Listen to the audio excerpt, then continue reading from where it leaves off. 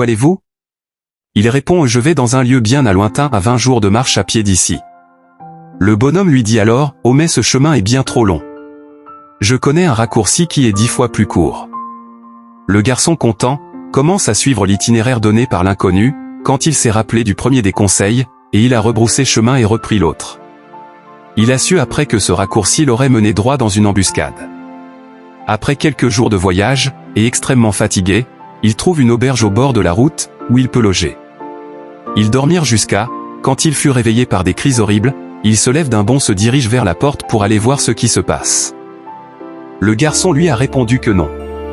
L'aubergiste continue, « Vous êtes le premier à sortir vivant d'ici, et oui, mon fils a des crises de folie, il crie pendant la nuit, et quand un client de l'auberge va voir ce qui se passe, il le tue et l'enterre dans le jardin. » Le garçon continue son périple, anxieux d'arriver chez lui.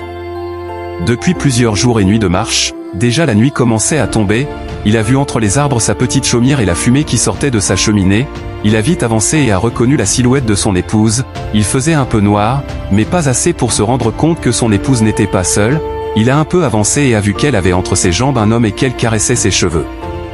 À voir cette scène son cœur s'est rempli de rage et d'une grande amertume et a décidé d'aller vers eux et les tuer tous les deux sans pitié. Il a respiré à fond, pressé le pas quand il s'est souvenu du troisième conseil. Il a alors réfléchi, décidé d'aller dormir et le lendemain il prendrait alors une décision. Le matin la tête froide il s'est dit « Je ne vais pas tuer ma femme ».